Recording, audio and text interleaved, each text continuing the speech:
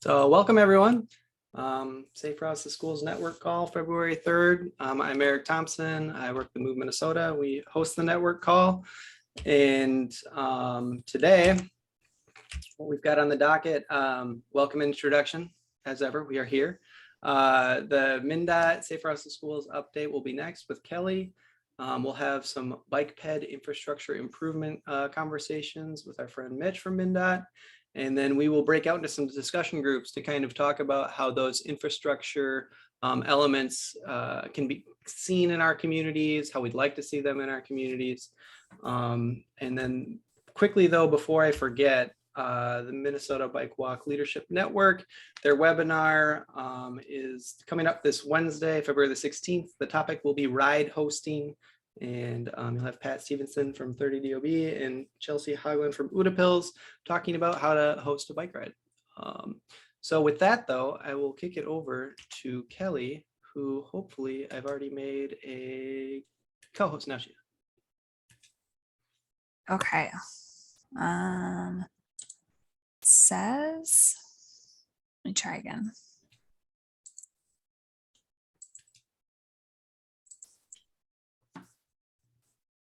All right, are you able to see my screen? Indeed. Perfect. Hi, everyone. I'm Kelly Corbin, Safe Routes Planner at MnDOT, working with Dave. He is out on vacation doing outdoor adventurous things, perhaps pretending he's in the Olympics himself. So you're stuck with me today for a quick update. The first thing up is that it was Winter Walk to School Day yesterday, which is always the first Wednesday in February. However, we know many areas it was bitterly cold, so a lot of schools postponed their event for a week or the end of the month. So we did extend the Golden Snow Boot Award photo contest. You can get your photos to us by the end of the month, Thursday the 24th, if you can email them directly to Dave or I if you have our contact information or the Safe Routes DOT email address. Or if you are able to, you can always send them to our Facebook page and kind of share with the rest of the community. They get pretty excited about it. In the chat box, I am also dropping our walk and bike events from our resource center. If you want to look at some of the materials that we have for Winter Walk to School Day, if you want to still do any promotion or share any winter safety walking tips with anyone in your communities, or maybe you're just a big planner like me and thinking ahead to May with our our bike to school day. So we already have some of our information up there if you want to think ahead to bike to school day and get your communities talking about it or excited about it at your upcoming school wellness committees or safe routes committees or SHIP community leadership team meetings that you might have. We did have 36 schools registered, which was really exciting. We know lots more schools participated and didn't register, but that was a really good turnout this year. It's been a little lower the last few years because of the pandemic, so it's exciting to see that kind of getting up. Some schools really celebrated, what winter walking to school. Some schools celebrated winter walking at school by having classrooms go out and take a walk, or maybe they did a story stroll like in New Ulm, which is coming up next week, where the classrooms will go out and read a page of a book as they take a walk around the school. Creativity is always fun to see here. If you did participate in Winter Walk to School Day, please share in the chat box what you did, or if you participated, we'd love to hear those stories. I'm also dropping our Facebook page, which is where you can put your photos if you participated. Next up, which most of you are probably interested in, is our grant applications did close in January. So this is just sharing how many grant applications we did receive and where we received them from, just for full transparency with you all. So for planning, we had our planning grants, we had 19 total applications, and we break this up in two ways: of our regional development commissions, which you can see their acronyms there, and then our planning consultant, which we are currently contracted with Alta. And those are areas that don't have an RDC. So that's the Southeast, around the St. Cloud area, and our metro area. So that's why that red box looks a little bigger, because it's about 20 some counties and areas there. So those are being reviewed by committees this week and next week. And we hope to have some announcements in about a month of who will be getting planning applications, which will start in July and go through the full school year next year. So we got a good spattering from across the state of these applications. If you're new to Safe Routes or thinking about this, we always have our planning grant applications and our boost applications opening in October and then closing in January. So you can start having those conversations to think ahead to next October. If this year with the pandemic and everything going on wasn't a good time to apply, next year is always an opportunity as well. And you might have also been wondering about our boost applications. We had 12 boost applications that were submitted. Again, a nice array from across the state from where they were. This graph is broken up by our MnDOT district offices if you're a little bit more familiar with that. So again, wide range of applications. Once they're awarded, we can share more about what those applications were in. But we're excited to share that we got 12 boost and 19 planning applications. And in a future call, we'll talk about who and what they're going to be working on. But boost applications are non-infrastructure. And again, those will open next October. For planning purposes, please keep thinking about it, considering it. We'd love to see lots of applications next year as things start to return just a little bit more to normal business that we can be doing. Infrastructure applications still underway. That's going to be something we'll talk about at a future meeting as well. So those are still in discussion. But we have a new grant opportunity, which we talked about last time, and I'll go through these slides real quick because Dave did them last time, is our demonstration project technical assistance grant. It is, as you know, something to test out engineering design. So this is a great picture from Cass and Manorville School, where they wanted to shorten the crossing distance, add crosswalks, add bollards for a little bit more safety for kids who are queuing up a little bit further out into the street so cars can see them. And was a great project. It could be bike lanes, it could be all sorts of stuff. And I'm sure Mitch will talk about some different engineering designs that you could think about what demonstration projects are. And one of the things when you guys are working on safe routes, it's easier to get a team together. Maybe you're writing a plan, maybe you're doing bike to school day efforts and other things, getting the curriculum going. But the thing that takes a really long time is getting that infrastructure funded and on the ground. You know, sometimes the parent who really wants it to happen, you get all the things going, and by the time it's actually constructed, their kiddo is in college. So demonstration projects are a great way to test something out, to have an intermediary design, to kind of break up that long period when things are still getting funded and constructed, to show the community that there's progress going on and finding the best design that's going to be good for a permanent solution. So it's a really good way to keep momentum up in your community and show that there's some opportunities for improvement. And sometimes that intermediary design can be something that isn't short term, but you can leave it up for a while until that permanent design is funded and implemented. So demonstration projects, give them a try. It's a great way to talk about active living or active transportation in your communities. Getting some of those people who aren't as excited about new designs, having them tested out for a month, a weekend, something like that, it can start to bring some more partners around the table. I'll skip ahead here. So this is the application. I sent the link on there that has both the demonstration guide that was created a couple years ago, as well as the information for the application, which is relatively quick and easy. We do need some equity information on there, project location, and then you have to have some sort of letter of support from your road authority or your city or county engineer. That is an absolute must for this application. But if you just have a project location and some ideas of what you might want to improve, that's it. So it's a relatively quick application, but the turnaround time is short. So by the end of this month, February 28th is when that application has to come in. But the very, very exciting thing is, for the first time ever, we still have our Safe Routes demonstration projects, but we are opening a separate funding pot, which is our active transportation fund.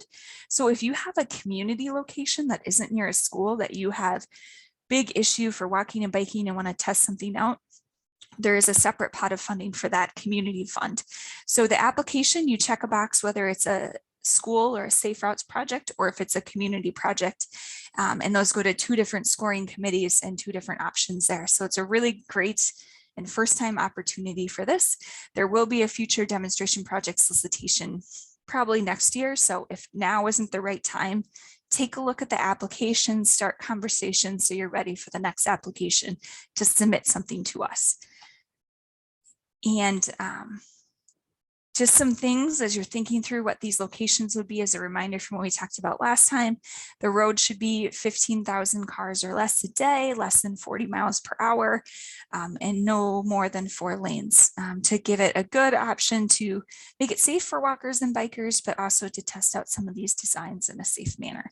And more of this information is in the demonstration project guide if you're interested, or these slides are always posted as well online at the resource center. And everyone likes to be the first community to be second, right? They don't like to be the first one to do things, but they want to try something out after another community has done it.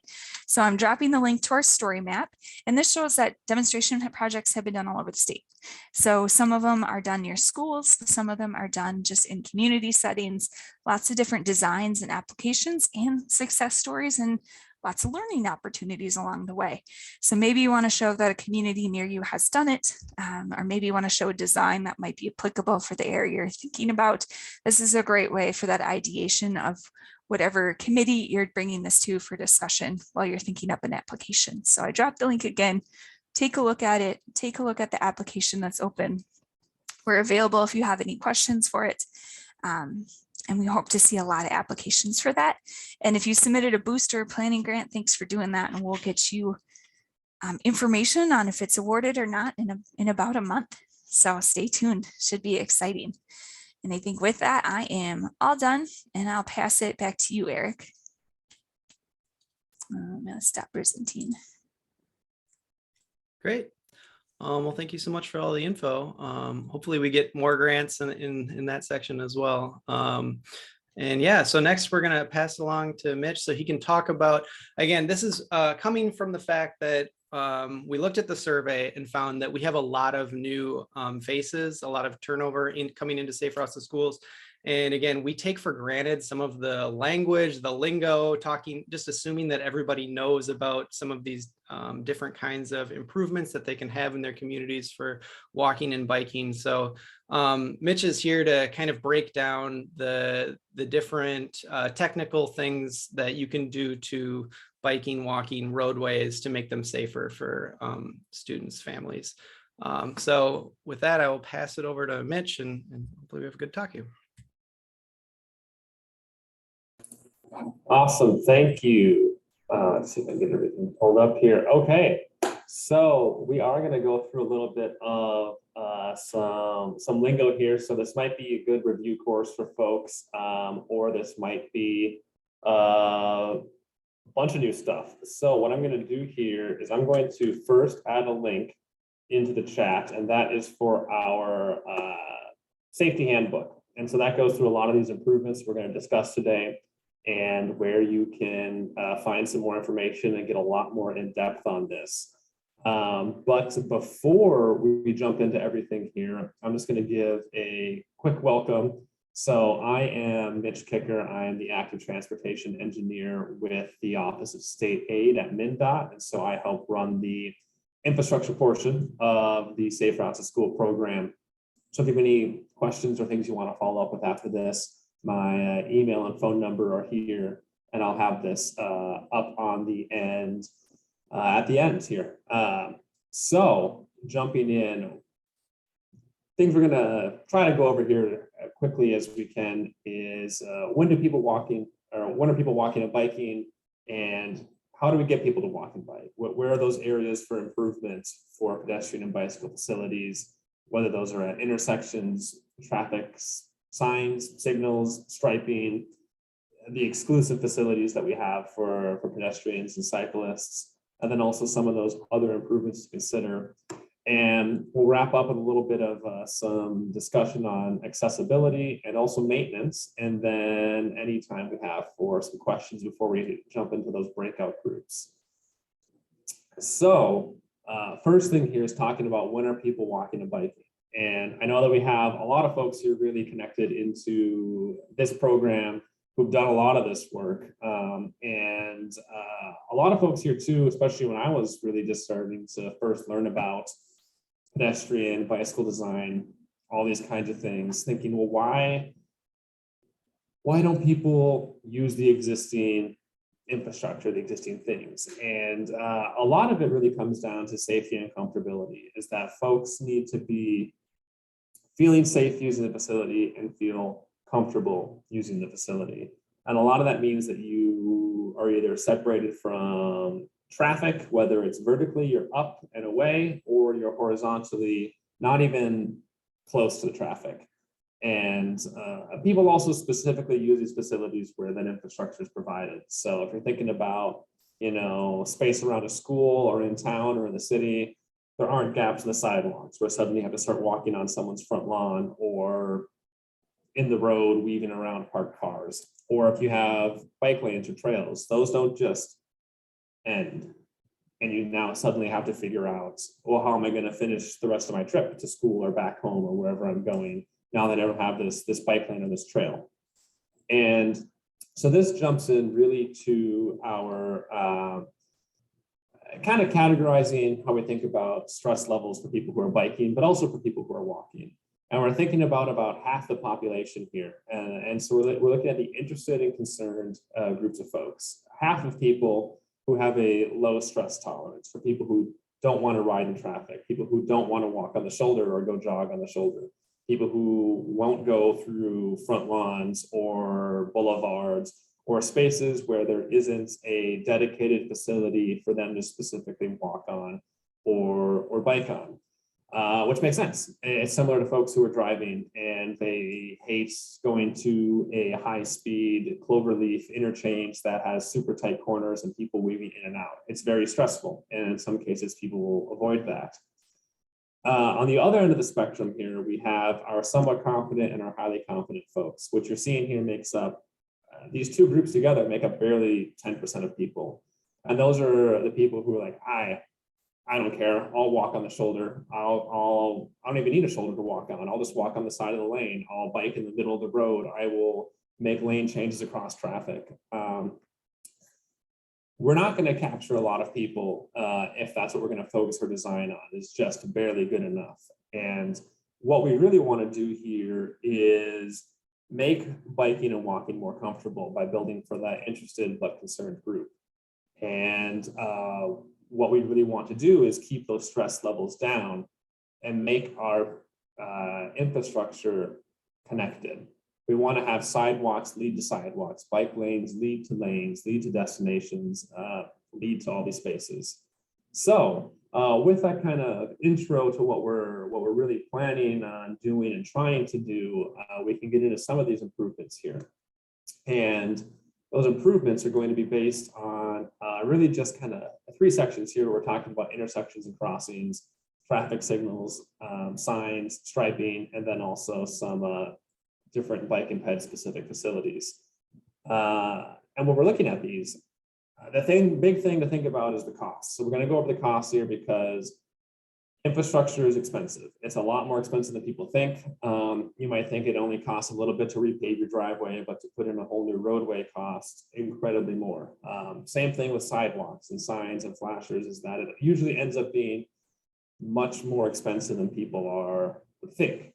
And then also with this crash reduction, what we're going to be looking at are what are called the crash modification factors. And these are just some percentages that we have that aren't really guaranteed, but you can expect to see this kind of reduction in crashes or collisions as opposed to having nothing there. And so that comes from the crash modification factors clearinghouse. That's not a part of MnDOT, but we do get that information, that data from there.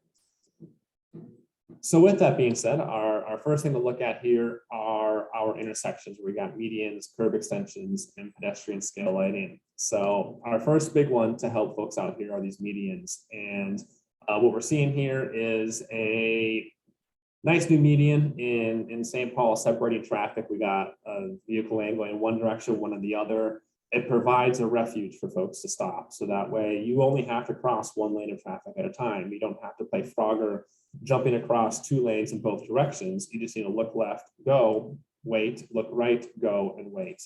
But again, these get to be expensive. This is $25,000 to $50,000 per median when you want to install it, which is a lot of cash for a lot of folks. But we do see here about a 46% reduction in crashes as opposed to a crossing without a median. Similarly to medians, we have curb extensions. So here we have nice in downtown Detroit Lakes where they added curb extensions here. And you can see behind that truck in the middle of the image, there's a nice new planter with flowers, and the curb extends past the truck. So you don't have to cross when you're trying to cross the street, poke your head around parked traffic, and then get across 2 lanes. All you need to do is stand at the edge of the curb. You can already be seen by the traffic because you are past the parked cars. You only have to go across the 2 lanes and your crossing distance is greatly reduced. And so with this, again, $2,000 to $20,000 for this, this installation, and about 45% reduction in crashes. And a lot of these things, medians and curb extensions, work one or the other. Sometimes you might be able to get both, but it's really focused on reducing the crossing distance and reducing the amount of really time and space you would have to interact with traffic, with vehicles, if you're trying to cross. Our last thing here in this category is lighting, especially for folks who are going on at night, if it's raining, if it's snowing, to be able to be seen. Since cars all come with lights, people generally don't come with lights. Some folks might have lights on their bikes, but if you're walking, you typically don't think to have a flashlight to carry around, nor should you be expected to do so. And so lighting is always good, especially at crossings where folks are going to be entering the street. And so we're thinking about pedestrian scale lighting. That's $10,000 to $40,000. On the left, we see a big lighting mast at intersection, and on the right, we're seeing a smaller scale for that that bikeway, that walkway there, so folks can be seen. Mitch, could you just explain quickly what you mean by pedestrian scale lighting? I can, yes. So on the left there, what we're seeing is a roadway scale lighting. It's very high up, and you can see it's much above the vehicles. And that's supposed to provide light for the whole intersection, mostly for people driving.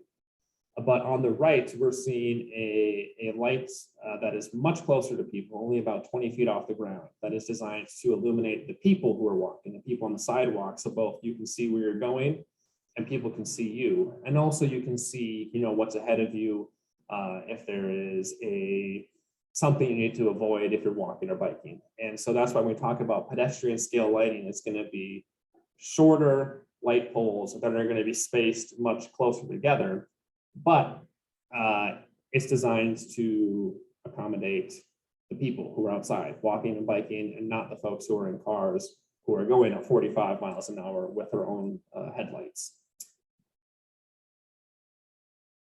So with that, that was a quick overview of some of those intersection treatments. There are a few others we can get to here too, but I do want to jump into some signs, signals, and striping. And when we're talking about striping, that really just means any marking on the roadway. So that could be a crosswalk, a lane line, the yellow and white lines, the stop ahead text that's in the on the pavement. Anything that's going to be painted onto the roadway is what is considered striping.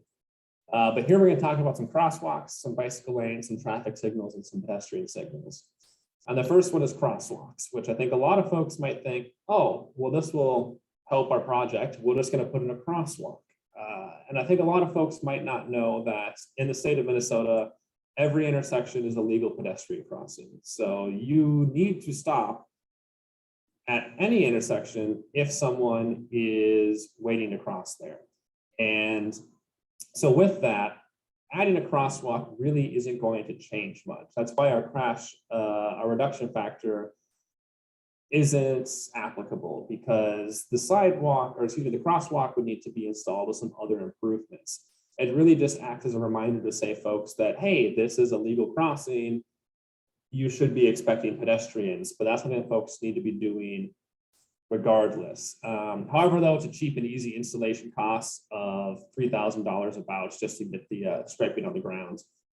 Another way to think about crosswalks is a raised crosswalk here. So we're seeing this one is also another example from St. Paul, where we're actually going to lift the roadway up so that way folks need to slow down. It acts like a bit of a speed hump. And it also allows the people who are walking and biking to just stay at the same height. They don't need to go down the curb into the roadway and then pop back up.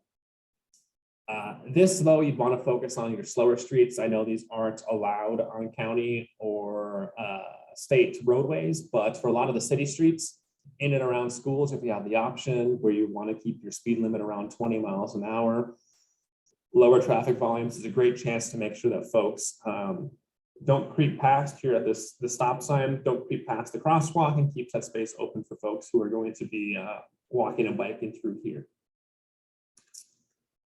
Next thing is kind of the most common form of bike infrastructure is the bike lane. And so in our image here, we are seeing one of two types. We have a buffered bike lane where you see you have the two stripes and the pylons, which are separating the cyclist here from traffic.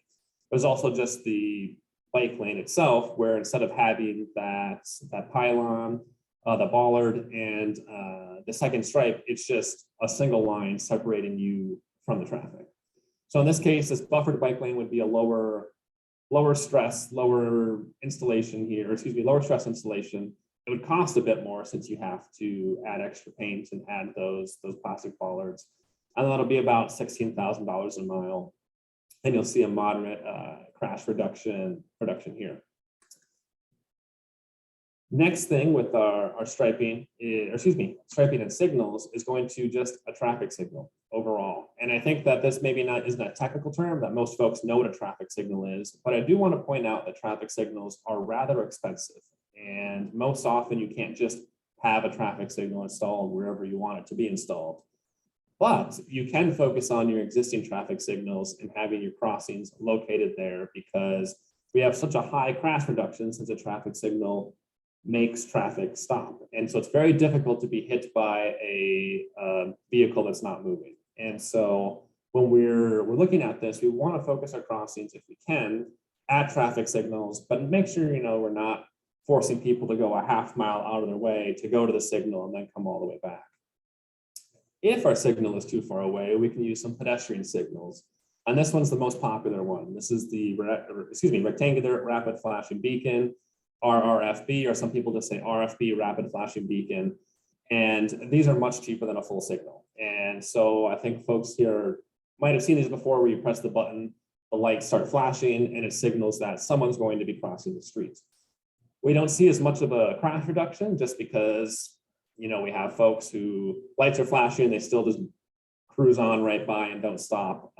So we see less compliance here for stopping than at a red light of the signal, but still much more than if there was nothing there. But that was kind of an overview here of our signals and our striping. Again, these are just the most common things. We don't have time to get into everything here. We'll finish up here with some ped and bike facilities where we can talk about things that we're actually going to be building, not just striping. And our first one is curbs and sidewalks. Those are pretty common, but just letting folks know that having a sidewalk, much safer than having no sidewalk. You're not walking in the boulevard, you're not walking in the streets, but you are having to spend money, about $8 to $10 a square foot. That can add up over time. And also sidewalks can be contentious if you are trying to install them in locations where they aren't already existing, for folks who suddenly don't want to have a sidewalk on their front lawn. But big things to focus on here are those curb ramps, so that we're making sure these things are accessible to everyone. Next big built thing is a separated bike lane. So we had our bike lane, our buffered bike lane, and now we have a separated bike lane. And this is different in that the bike lane isn't in the street or really close to the street. We have our entire boulevard here that's separating. We have grass, we have trees, we have lampposts. So we have trees and the lamppost vertical elements that kind of create a bit of a barrier between the traffic and the people biking. There's horizontal space, there's also vertical space. You're up and you're on the curb, you're out of the traffic, and it's a very low stress facility here, but also very expensive, because you're going to have to redo your sidewalk, redo your curb, redo your median, boulevard, plantings, all of that. But you might not have to do it for a full mile. Maybe if you're looking at those critical 3-4 blocks that are busy and you want to separate people, you focus on that and then go back to a traditional bike lane or a buffered bike lane. Similarly to that are the shared use paths and trails. On the left is one where we have bikes and peds separated because we have the space for it. And on the right is one that we might be thinking more commonly, where folks share the space and they might have to interact with one another, and there might be some weaving, but if your bike and ped traffic is low enough, that shouldn't be a problem. The one on the left, if you have a very popular facility, or it's right near the school where a lot of kids are going to be biking, you might want to separate folks there. You might want to keep the pedestrians and the bikes separate so you're not weaving around pedestrians, and pedestrians don't have to be constantly looking over their shoulder to make sure someone's going to plow into them with their bike. Again, these are about $500,000 a mile. But it depends on a lot of things. If you have the space available, if you have to move curbs, what's going on. If your roadway just has the land there ready to build it on, it'll be much cheaper. If you have to reconstruct part of the roadway, it gets to be more expensive. But we do still see a good moderate crash reduction here. One thing that's a little bit less than the separated bike lanes is most people come up when they're driving. They come up to the roadway if they're turning right. They look to the left, they see no traffic, and they go. They don't look to their right to see if someone is cruising down the path on their bike right at them, and they will enter into the intersection and go across the crossing, potentially hitting someone who might be biking or walking from the right. The next one here, very simple, just a paved shoulder. And that's if you want to try to reduce costs and you have a space provided here. It really just acts as a bike lane, but this might be in a more rural context where it's between towns, or if folks have a school, where among 3 towns, the high school is in one. And then you have students who are 15, 16, and can comfortably and understandably bike on this type of a roadway to get into town to go to school. And in this case, we'd see it'd be cheaper than installing that trail, but you're not going to get as good of a crash reduction. And finally here, I want to talk about ped bridges, because I think a lot of people think about ped bridges and underpasses as the big, perfect ticket item here. And I don't think folks really understand that these things are incredibly expensive. You're going to be looking at $1 to $3 million. In this case, this is a bridge over 94, Interstate 94. This is going to be in excess of $3 million. However, it does provide a very high crash reduction factor. And you might think, well, how can there be any? Why is it 100%? And really quickly here on how people install these pedestrian bridges. So say if you have a dangerous crossing here, you have an intersection, your new path in the green line, and there's a high traffic crossing there that folks have difficulty going over. So you might say, all right, we're going to put in a new ped bridge. You build a new bridge over the roadway, it's great. But if someone's biking or walking along, they go to the bridge, and to get there, they have to get from the ground level up to the bridge height. So to get that distance, they have to go in a loop and go around and around and go up and around and around. They finally get to the top height. Then they can cross over the roadway and get to the other side. But again, to get back down to the ground level, they have to go back and forth through a switchback and back and back and back and back and back and back. And so a lot of times people will say, well, I'm not going to waste all the time and energy doing that. I'm just going to go straight across the road. And that's where we're seeing people who would still get into a crash.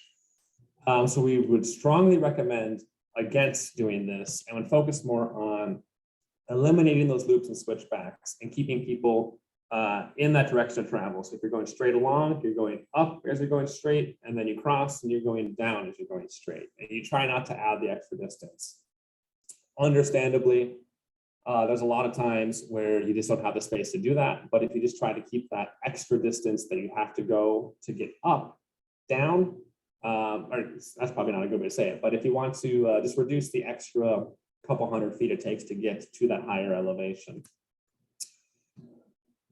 Finally, real quick here, our last 2 improvements are road diets or route modification. Road diet here, this is just a restriping of a roadway where you take a 4 or 5 lane roadway, you get rid of the outside 2 travel lanes, you can put in parking, you can put in bicycle lanes, new striping, you can add buffered lanes, painted lanes, you can add painted and bollards for those curb extensions. You're just adding striping. It's going to look a lot like a demonstration project, because it's just going to be paint on the roadway. And so these, again, depending on your quote, $25,000 to $40,000 a mile. Not a great crash reduction, but you do get a significant amount as people need to slow down here, and you provide more space for other users. And then finally, our bike route modification. So if we're looking at a map of our town here, you're thinking of, okay, so folks need to get along Main Street, but it's incredibly busy. It's full of a lot of traffic and are making huge turns onto this, this intersection. So where are our bicyclists supposed to go? It's very uncomfortable riding here. The sidewalks are super narrow, cars are whizzing by. Everyone hates walking and biking here. What you can do is do a route modification and say, you know what, for this part of the route, we're just going to bump people over one block. We're going to have our nice bike lanes or our trail there.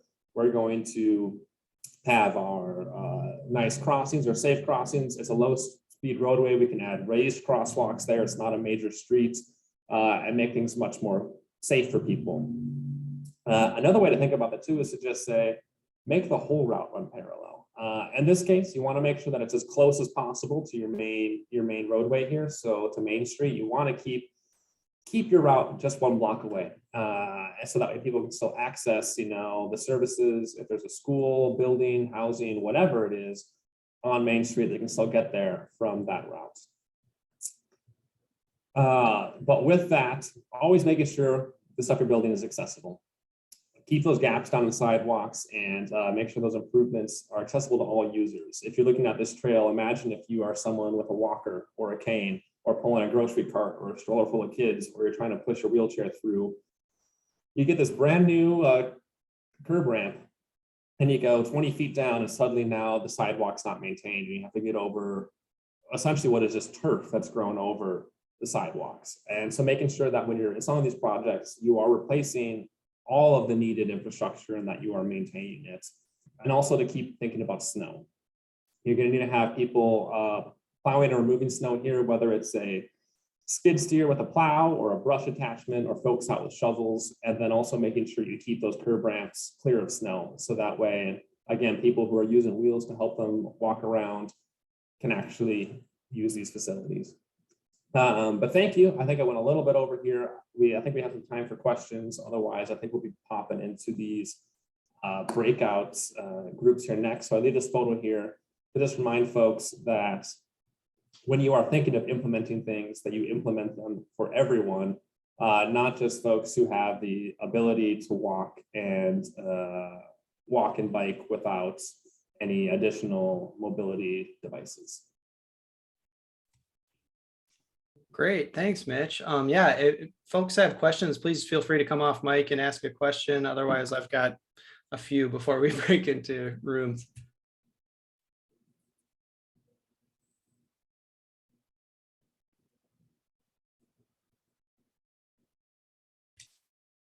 Or put them into the chat if you feel like putting it into the chat.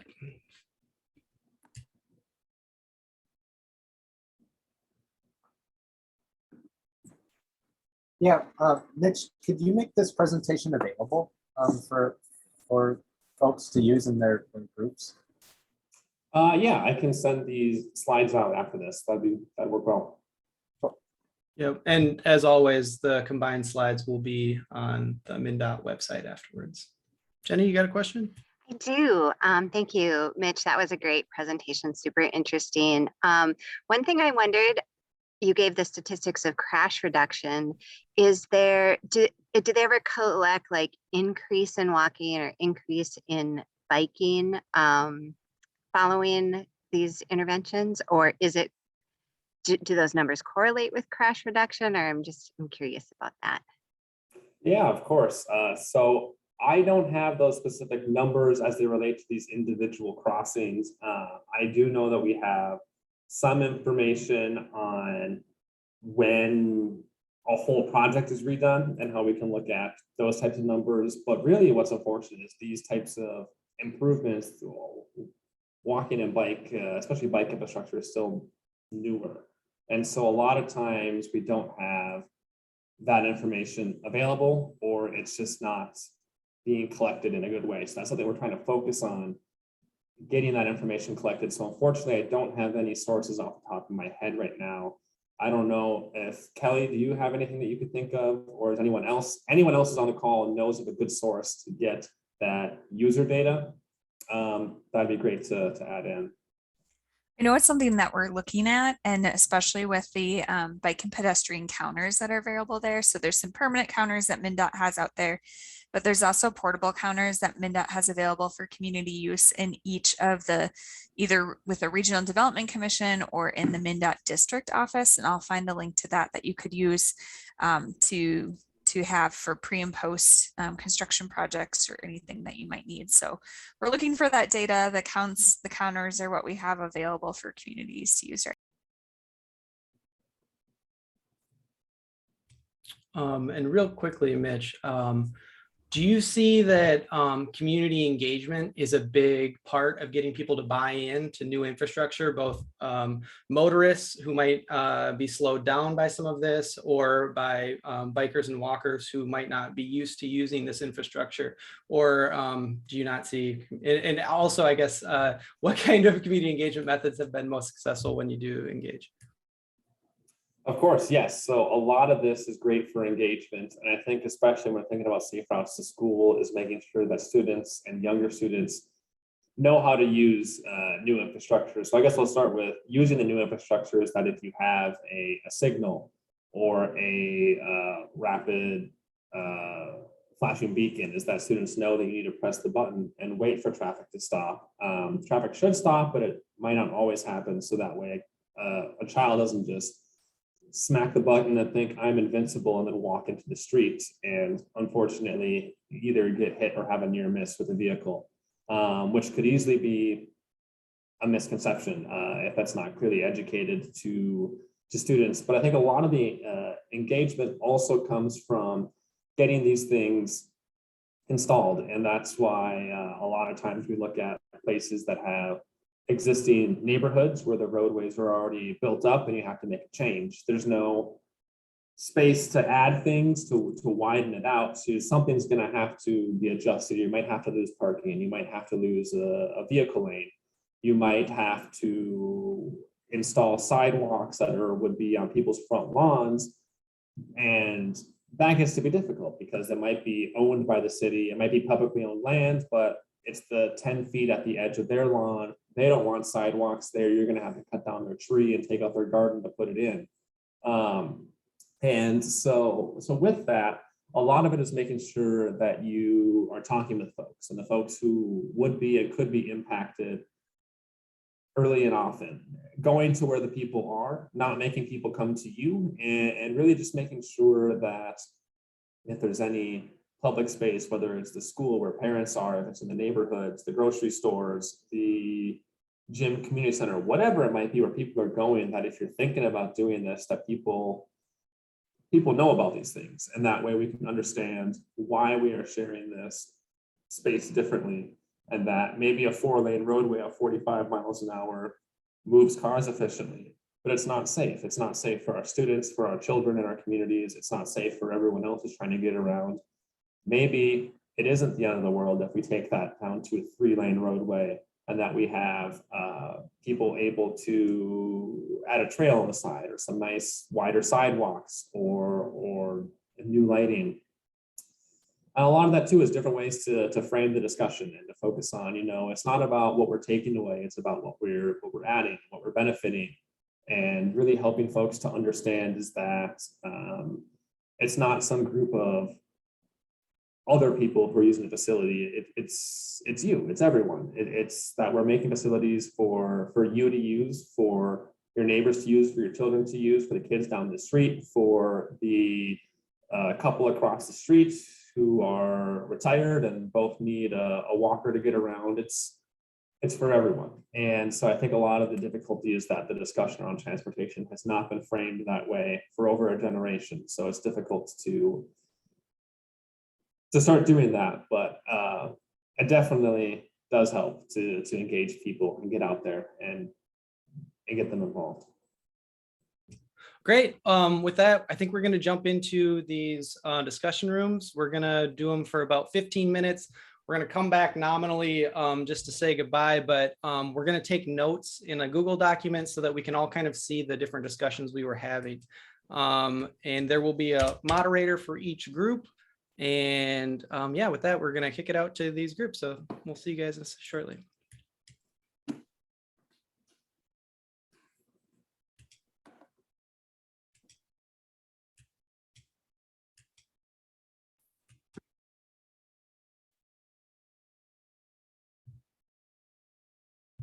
Hello, Melissa. Hello, Claire. Everyone's leaving. Might have to. Hi. How's it going? I'm gonna see if I can drag one or two more people into our room.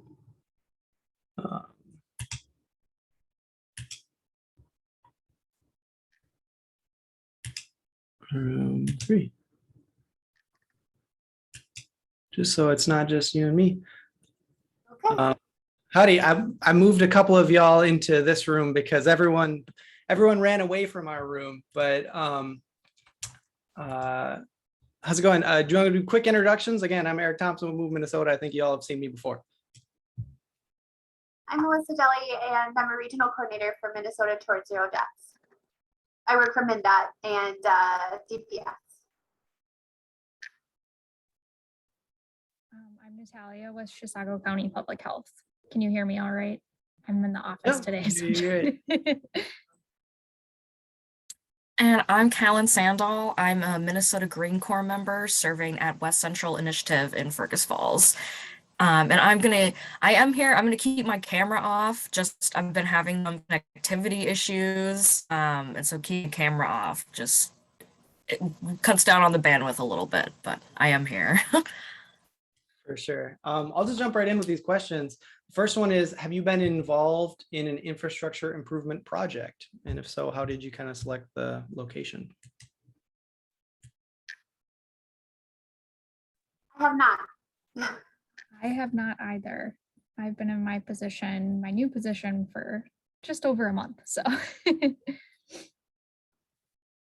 I guess I can talk a little bit about it. So working with WCI, we've been helping to make safe routes to school in Underwood and Hancock. So we're still like writing up those proposals, but we did a observation day where we went early before school and then we stayed after and watched the kids, if they walked or biked, how they came to school and what streets they came down. And in Hancock especially, we identified one area where kids were cutting across the street and there's no crosswalk there. So we've talked about maybe doing one of those like bump outs, or something in that area. Cool. What a fun opportunity. I guess the second question is a little bit off base. And again, this could be just a no from everybody. Do you have a relationship with your city or county engineer?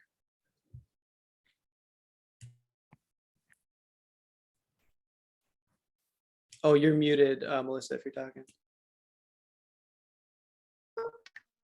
As I say, I do. Part of my work is collaboration and partnership, especially across what we call the 4 E's.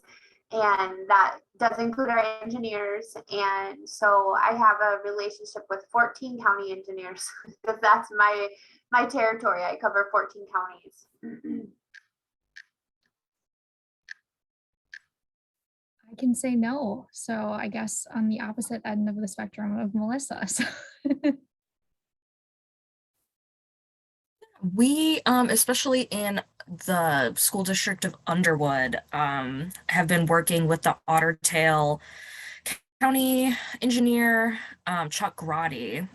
I've never had like a conversation with him, but I always see him logged in on the Zoom meetings.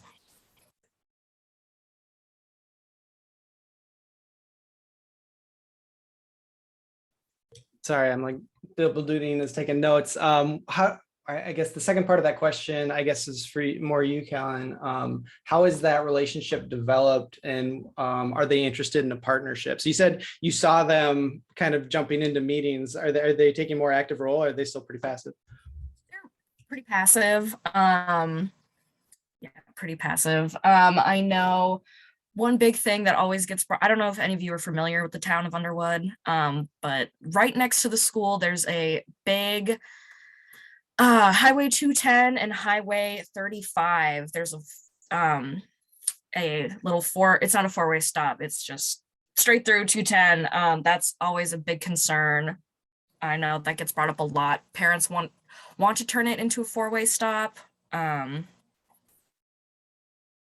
So I guess that's where he would kind of come in, but he hasn't really been very vocal about it.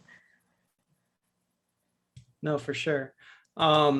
I guess the next question is kind of maybe gonna fit for more of be more broad. Where in your community could you visualize infrastructure improvements or combinations?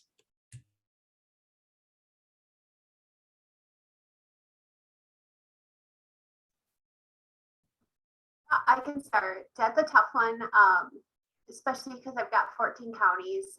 It's a lot of cities to narrow it down.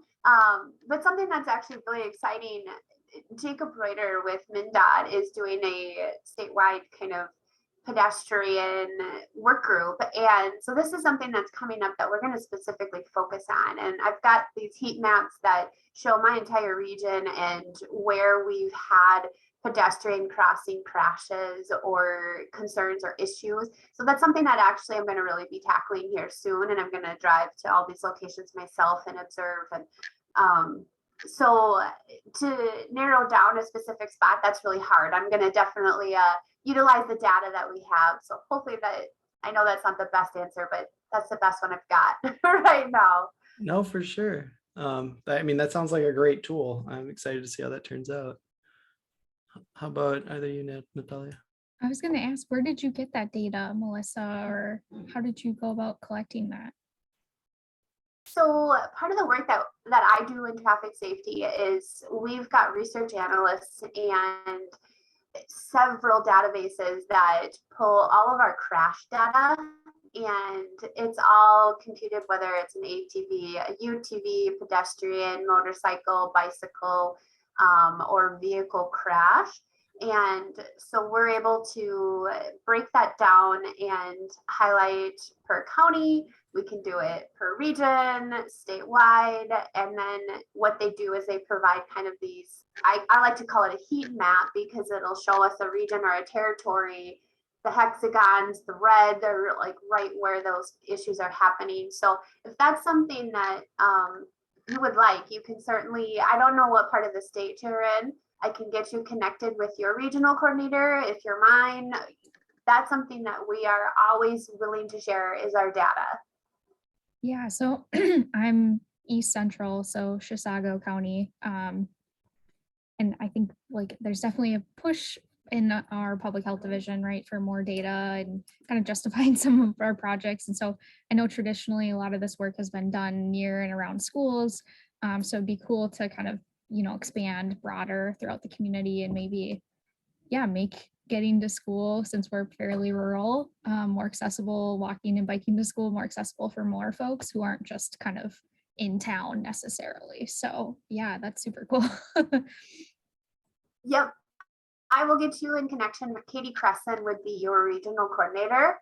So you already know her? Are you familiar No, with but her? I so appreciate okay. you sharing. Yeah. Yeah, and you're in luck because she is the guru with data. She's phenomenal. And so you just even meeting her, I'm sorry if we're like hijacking this for networking, but you just even meeting her and knowing the work around TCD and some of the collaborations will be a huge benefit. So I don't know if we chat in here, if it goes to like the huge room or if it stays small. I can just share my email if you want to email me back with your information and I'll introduce the two of you.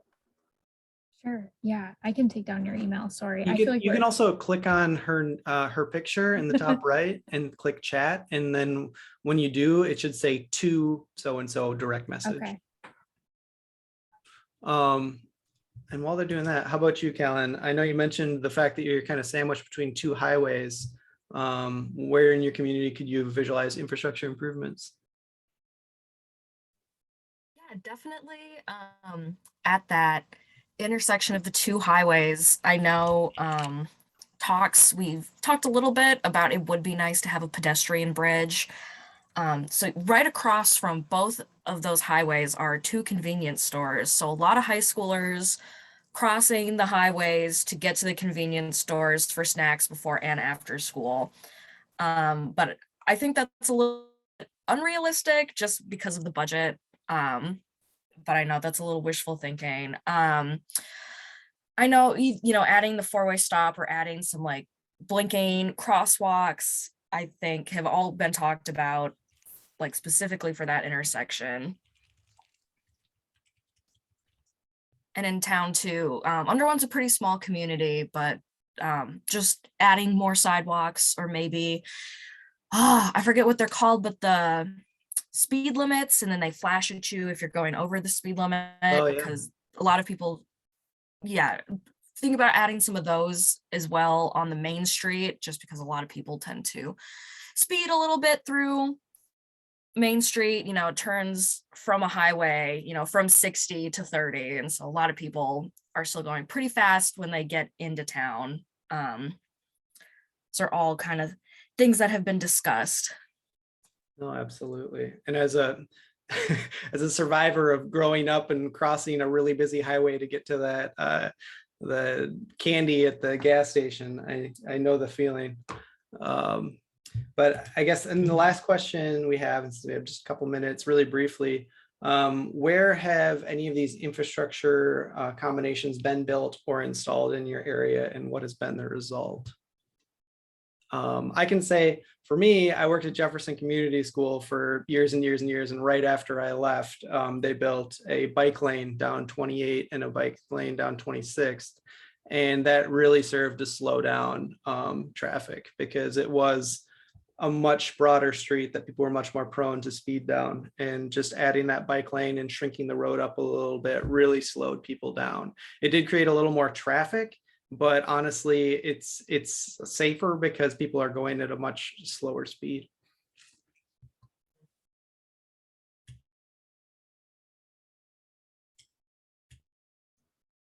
But again, any of these infrastructure things that you've seen built in your area? Yeah, I guess for me, we've had a couple of the rapid flashing beacons installed, and we've had a request for more of those.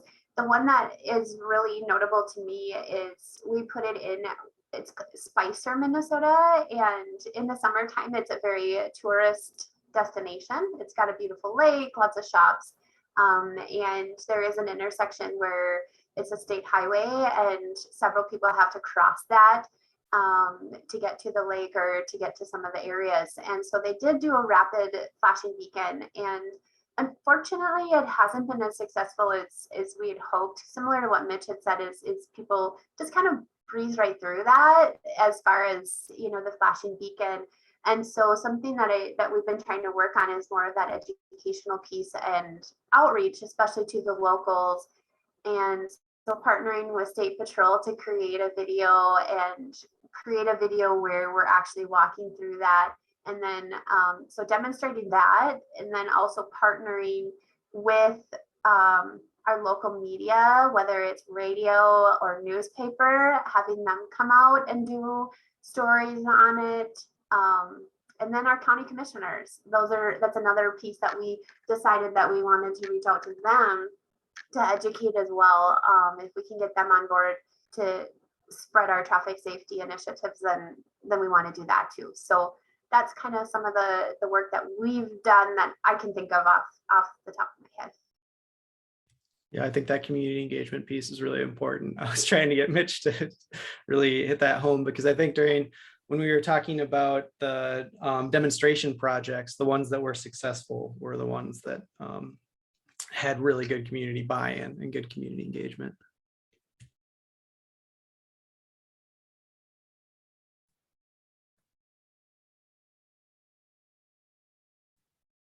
As I say, either calendar, I will probably say, but kind of as I indicated before, really just projects that are in super close proximity to schools, maybe a 1 block radius, not too much outside of that. Yeah, I know before my time, they had built a demonstration project in Ashby, right next to the school, one of those bump outs for the curb. And I think they liked it so much, they decided to keep it permanently.